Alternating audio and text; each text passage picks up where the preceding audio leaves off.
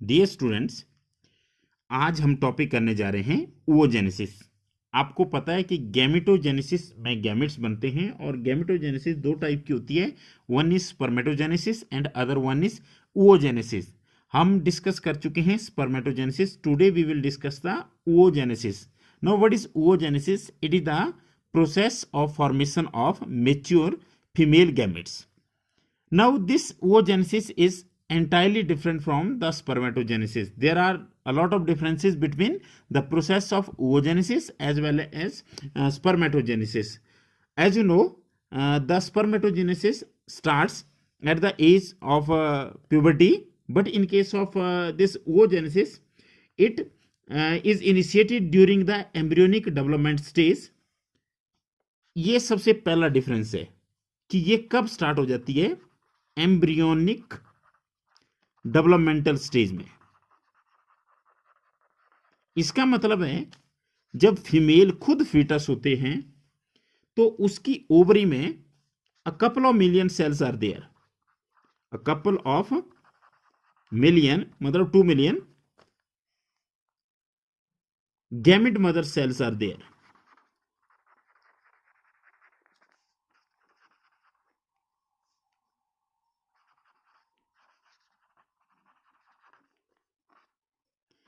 और इनको बोलते हैं oogonia. This is very important step. When you know the spermatogenesis starts at the puberty stage, this oogenesis starts during the fetal development, embryonic development. मतलब क्या होता है कि फीटस, फीमेल फीटस की ओवरी में ही ओगोनिया होते हैं and they are millions, you can say 2 million per ovary. In each ovary there are 2 million. Now no more oogonia are added after birth। जैसे मेल के केस में अगर आप देखें तो स्पर्मेटोजेनेसिस स्टार्ट ही प्यूबर्टी की एज से होगी, लेकिन फीमेल के केस में, oogenesis के केस में, oogenesis फीटस, फीमेल फीटस की ओवरी में पहले से ही कितने ओगोनिया बन जाते हैं, कितने ओवम मदर सेल बन जाते हैं, अबाउट 2 मिलियन पर ओवरी, और उसके बाद वो कोई भी ऐड नहीं होता। And they start cell division and enter the prophase 1 of meiosis या meiotic division. This is very important. अब क्या होगा, ओगोनिया बन चुके हैं और उनमें क्या होगा, उनमें मियोटिक डिवीजन स्टार्ट होगा। मियोटिक डिवीजन केवल स्टार्ट होगा और वो कौन सी स्टेज में एंटर करेंगे, प्रोफेज 1 में। अगर आप देखें तो प्रोफेज 1 काफी लंबा होता है। इसमें अलग अलग स्टेजेज होती है, leptotene, zygotene, pachytene, diplotene, diakinesis. तो ये एंटर कर जाएंगे प्रोफेज 1 में। और मैं आपको बताऊं कि ये लेप्टोटीन स्टेज पे ही रुक जाता है इनका डिवीजन। लेप्टोटीन स्टेज जो होती है उससे फर्दर डिवाइड नहीं करते हैं। कहां पे, कब, प्यूबर्टी से पहले। मतलब क्या हुआ कि सेल डिवीजन स्टार्ट हो चुका है और उसमें क्या होगा, जो वो गोनिया है वो मियोसिस 1 के प्रोफेज 1 में एंटर कर चुके हैं। और जब ये एंटर कर चुके हैं तो then they get temporarily arrested at this stage. कौन सी स्टेज में रुक जाएगा डिवीजन, प्रोफेज 1 में। प्रोफेज 1 में रुक जाएगा और अब इस स्टेज पर जो ओवम मदर सेल है वो गोनिया है, they are known as primary oocyte। आप कह सकते हैं कि जो प्राइमरी oocyte है उसमें प्रोफेज 1 स्टार्ट हो चुका है और उसके बाद ये स्टेज रुक चुकी है, डिवीजन की स्टेज रुक चुकी है। अब क्या होगा, जो प्राइमरी oocyte बनता है, it gets surrounded by a layer of granulosa cells। gets surrounded by a layer of granulosa cells. This is very important. Suppose ये आपका प्राइमरी ओसाइट है, तो इसके बाहर से ग्रेनुलोसा सेल्स की लेयर डेवलप हो जाती है. ये now this is called as primary follicle. Know what is primary follicle? The only difference between primary oocyte and primary follicle is that primary follicle is the oocyte having a layer of granulosa cell. मतलब primary oocyte अंदर वाला है, और जब इसके बाहर से layer भी डेवलप हो गई, then it become primary follicle. अब क्या होगा? अब आपको पता है कि तकरीबन 2 million oogonia are there in each ovary. Now most of them they start degenerating.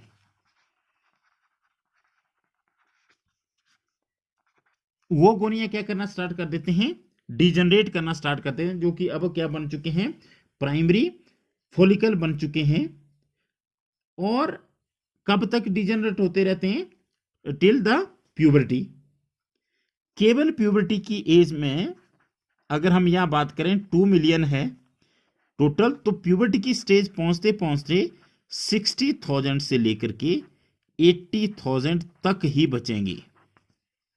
Only 60,000 to 80,000 primary follicles are left in each ovary at the age of puberty, जो कि तकरीबन 11 साल से स्टार्ट होती है.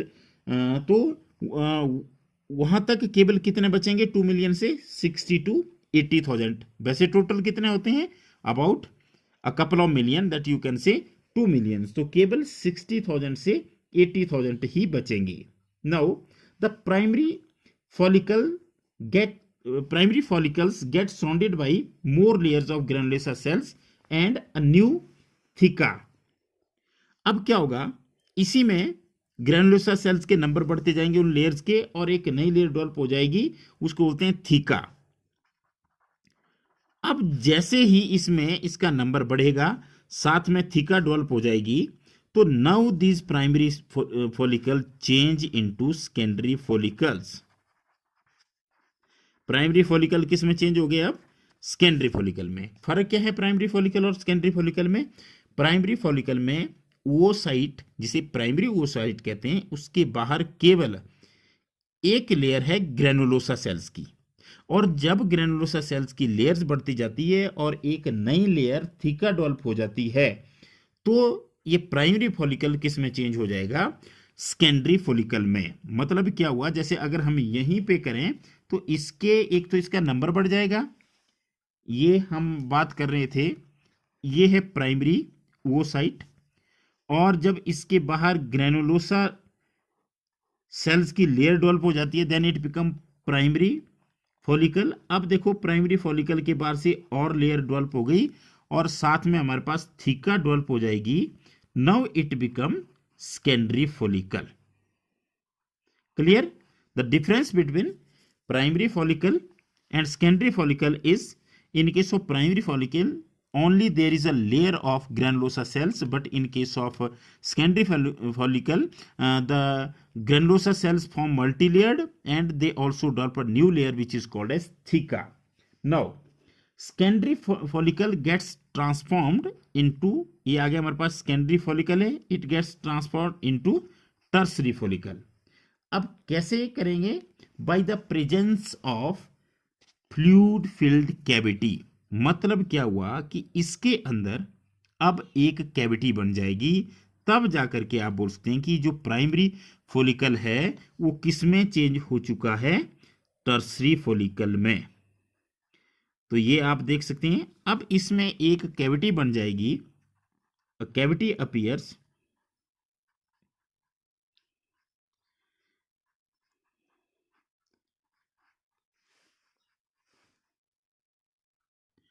उस कैविटी को कहते हैं एंट्रम.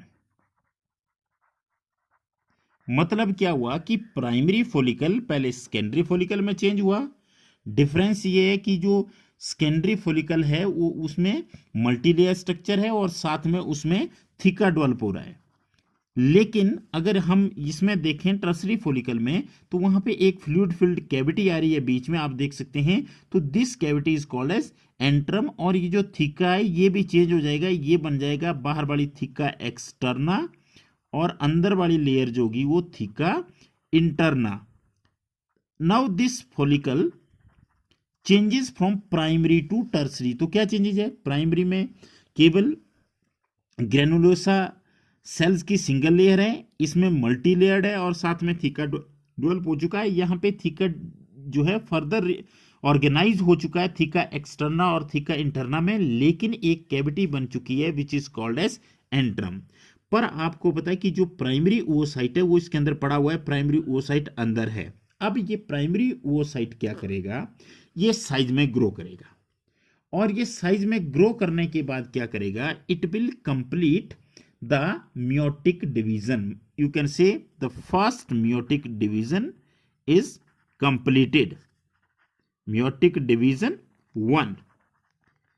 मतलब क्या हुआ कि जब प्राइमरी फॉलिकल सेकेंडरी फॉलिकल में चला, सेकेंडरी फॉलिकल चेंज हो गया टर्सरी फॉलिकल में, तब जाकर के टर्सरी फॉलिकल के अंदर primary oocyte, you must learn about this, that the oocyte is primary but follicle is tertiary. Why it is called a tertiary?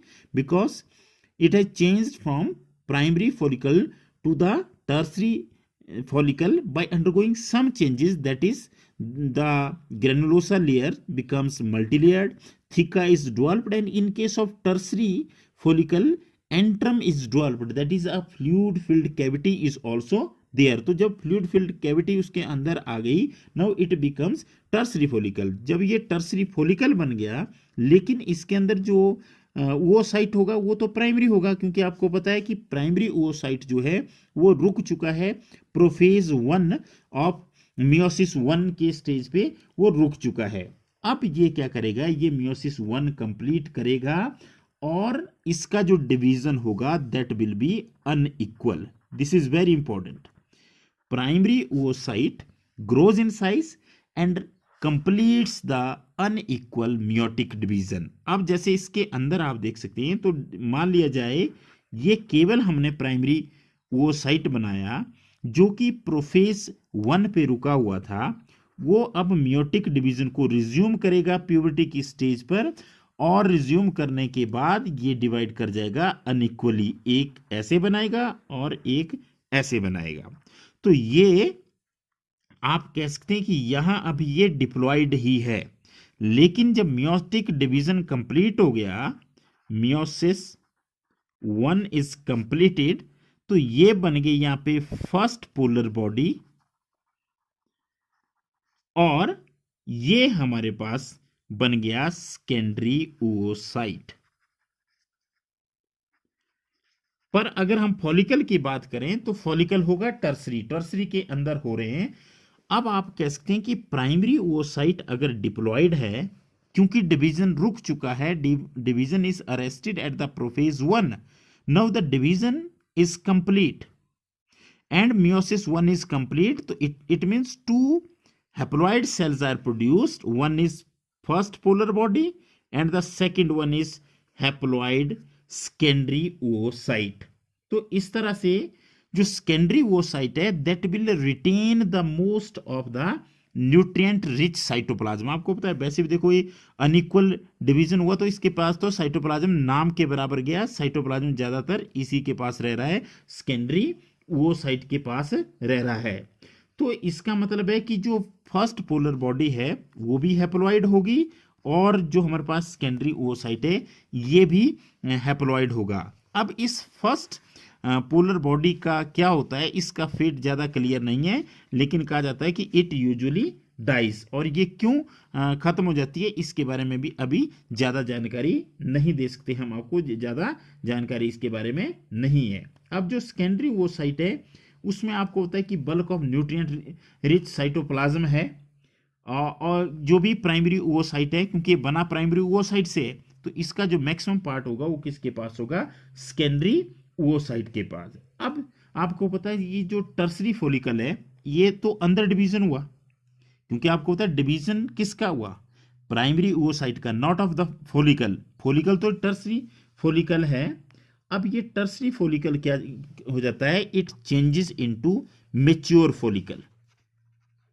जो मेच्योर फॉलिकल होते हैं उसको बोलते हैं ग्राफियन फॉलिकल। क्या बोला जाता है उसको? Graafian follicle. मतलब ग्राफियन फॉलिकल में क्या है हमारे पास? सेकेंडरी oocyte है, आप ये कह सकते हैं। और यहां पे जो सेकेंडरी oocyte है वो एक नया मेम्ब्रेन बना देगा। अब इस सेकेंडरी oocyte के अंदर एक और मेम्ब्रेन बनेगा, that is called as zona pellucida. तो अब जाकर के इसके अंदर एक और मेम्ब्रेन बनेगा, that will be called as zona pellucida. तो इस तरह से हमारे पास जो ग्राफियन फॉलिकल है वो डेवलप हो गए। अब जब ये सेकेंडरी oocyte से बाहर निकलेगा तो this process is called as ovulation. ये रप्चर करेगा और सेकेंडरी oocyte, जिसे हम ओवम भी कहते हैं, सेकेंडरी oocyte जब रिलीज होगा ग्राफियन फॉलिकल से, that process is called as ovulation. अब मैं थोड़ा सा इस प्रोसेस को रिपीट करने जा रहा हूं जो अभी तक हमने किया, और इसके लिए आपको यहां पर एक डायग्राम पे ध्यान देना पड़ेगा। ये है डायग्राम। अब देखिए, आप देख सकते हैं कि जब फीमेल फीटस होता है, खुद फीटस होता है, तो उसकी ओवरी में a couple of million ovum mother cell या ओगोनिया होते हैं। ये आप देख सकते हैं ये क्या है? ओगोनिया। अब ये ओगोनिया, इनमें माइटोटिक डिवीजन होता रहेगा और उसके बाद क्या होगा? इनमें धीरे धीरे चेंजेस होती रहेगी, और जैसे ही मियोटिक डिवीजन स्टार्ट होगा तो ये ओगोनिया क्या कर जाएंगे? ये बन जाएंगे प्राइमरी oocyte। पर ये कब होगी ये स्टेजेस? बर्थ से पहले। प्राइमरी oocyte में कौन सा डिवीजन स्टार्ट हो चुका है? कौन सा डिवीजन स्टार्ट हो चुका है? मियोसिस 1 स्टार्ट हो चुका है, और वो रुक गया कौन सी स्टेज पे? प्रोफेज 1 पे वो रुक गया। क्लियर? तो इसका मतलब है कि जो millions of oogonia were there, they have changed into primary oocyte। अब चाइल्डहुड में इनएक्टिव रहेंगे ये, और प्यूबर्टी में दोबारा से एक्टिव होंगे। पर धीरे धीरे जो प्राइमरी oocyte है उनके बाहर से ग्रेनुलोसा सेल्स की लेयर बन रही है। जब बन रही, देन इट इज प्राइमोर्डियन फॉलिकल, और जब बन गई, now it will change into primary follicle. अब क्या होगा? जैसे ही ये 2 मिलियन है इन ईच ओवरी, ये प्राइमरी फॉलिकल बनने के बाद क्या कर जाएंगे? डीजेनरेट करना स्टार्ट कर जाएंगे। और डीजेनरेट करना जब स्टार्ट करेंगे तो केवल प्यूबर्टी तक 60,000 से 80,000 तक ही बचेंगे प्राइमरी oocyte। और इनमें से भी मैं आपको एक चीज बताऊं कि तकरीबन 400 ही ऐसे होते हैं जिनको मेंस्ट्रुअल साइकिल में एंटर करने का मौका मिलता है। और ये जो डिवीजन होता है ये स्टार्ट होता है, मियोसिस 1 कंप्लीट होती है प्यूबर्टी में। क्या होगा? वहां पे जो प्राइमरी oocyte है वो अब क्या करेगा? वो मियोसिस 1 को कंप्लीट करेगा। जब वो मियोसिस 1 को कंप्लीट करेगा तो आपको पता है अगर यहां वो डिप्लॉयड है, यहां डिप्लॉयड है, ये डिप्लॉयड है, जैसे ही मियोसिस 1 कंप्लीट होगी तो ये भी हैप्लॉयड बनेगा और ये भी हैप्लॉयड बनेगा। तो इसका मतलब है अब प्राइमरी oocyte मियोटिक डिवीजन के बाद बना रहा है सेकेंडरी oocyte और एक पोलर बॉडी। पोलर बॉडी माना जाता है कि वो खत्म हो जाती है, और जो सेकेंडरी oocyte है वो इस प्राइमरी oocyte का मैक्सिमम साइटोप्लाज्म रिटेन करता है। पर ये डिवीजन कब होता है? इससे पहले जो प्राइमरी oocyte है उसके बाहर से ग्रेनुलोसा की लेयर डेवलप हो चुकी होती है और वो प्राइमरी फॉलिकल में चेंज हो चुका होता है। प्राइमरी फॉलिकल जो है उसके बाद फिर से ये लेयर बढ़ती जाएगी तो ये सेकेंडरी फॉलिकल बन जाएगा और इसमें एक थीका लेयर डेवलप हो जाती है और सेकेंडरी फॉलिकल जो है वो जब उसके अंदर कैविटी डेवलप हो जाती है तो वो टर्सरी फॉलिकल में चेंज हो जाता है। जब टर्सरी फॉलिकल में चेंज होता है तो उस समय प्राइमरी ओवोसाइट अपना मियोटिक डिवीजन कंप्लीट करके सेकेंडरी ओवोसाइट और फर्स्ट पोलर बॉडी बनाता है। टर्सरी फॉलिकल के अंदर प्राइमरी ओवोसाइट अपना डिवीजन पूरा करता है। अब जब सेकेंडरी ओवोसाइट बन गया तो दिस सेकेंडरी ओवोसाइट जो है वो मेच्योर फॉलिकल के अंदर बनता है और इस मेच्योर फॉलिकल को बोला जाता है ग्राफियन फॉलिकल और इससे रिलीज हो जाता है और इस प्रोसेस को कहते हैं ओव्यूलेशन। लेकिन जो सेकेंडरी ओवोसाइट है ये भी क्या कर जाएगा, इसमें आपको पता है अब मियोसिस 2 बार नहीं हो सकती, तो मियोसिस 1 हुई है तो मियोसिस 2 नहीं है, लेकिन ये भी स्टॉप कर जाता है metaphase stage of the meiosis 2। इसका मतलब अभी तक हमारे पास 2 ही चीजें डेवलप हुई है, एक सेकेंडरी ओवोसाइट और एक फर्स्ट पोलर बॉडी। अब ये रुक चुका है प्रोसेस कहां पे, मेटाफेज 2 पे। अब अगर मान लिया जाए फर्टिलाइजेशन नहीं होगी तो मियोसिस कंप्लीट नहीं होगी। मियोसिस तभी कंप्लीट होगी अगर फर्टिलाइजेशन होगी। तो जैसे ही हमारे पास क्या होगा, जो फर्टिलाइजेशन होगी तो उसमें क्या होगा, सेकेंडरी ओवोसाइट चेंज हो चुका होगा secondary polar second polar body में, और दूसरा हमारे पास जो होगा वो एक जो सेकेंडरी ओवोसाइट है वो क्या कर जाएगा, वो फ्यूज कर जाएगा स्पर्म के साथ और वो बना देगा जाइगोट। तो जाइगोट कैसा होगा, डिप्लॉयड। क्लियर। तो इस तरह से हमारी जो वो जेनेसिस होती है वो कहां पे होती है, वो होती है ओवरी में। पर कब स्टार्ट होती है, फीटल स्टेज में स्टार्ट हो जाती है। और ये प्यूबर्टी से लेकर के कब तक, मेनोपॉज तक की होती रहती है। अब मैं आपको एक और चीज बताना चाहता हूं कि जैसे मान लिया जाए मेंस्ट्रुअल साइकिल हुआ तो इन में से केवल एक ही एंटर करता है उसमें और उसमें ये ग्रोथ होती है। अब सपोज करो एक एंटर कर रहा है 12 ईयर्स की एज में, एक एंटर कर रहा है सपोज करो 35 ईयर्स की एज में, क्योंकि वो रुका हुआ है उस एज में। तो इसका मतलब है जो 12 ईयर की एज में एंटर कर रहा है मेंस्ट्रुअल साइकिल में वो यंग होगा, और जो 35 ईयर्स की एज में एंटर कर रहा है वो थोड़ा ओल्ड होगा, क्योंकि वो टाइम वो उसी स्टेज में रहता है तो इतने साल पड़ा रहेगा तो थोड़ा ओल्ड होता है। तो इसलिए माना जाता है कि जो फर्टिलाइजेशन ज्यादा एज में होती है वो इतनी ज्यादा इफेक्टिव नहीं होती। वो इसलिए कहा जाता है क्योंकि उनके जेनेटिक मटेरियल में इतनी साल वो एक यंग माना जाता है और एक जो है ओल्ड माना जाता है, इस वजह से उसको ऐसा कहा जाता है। तो इस तरह से हमने वो जेनेसिस कंप्लीट कर दी।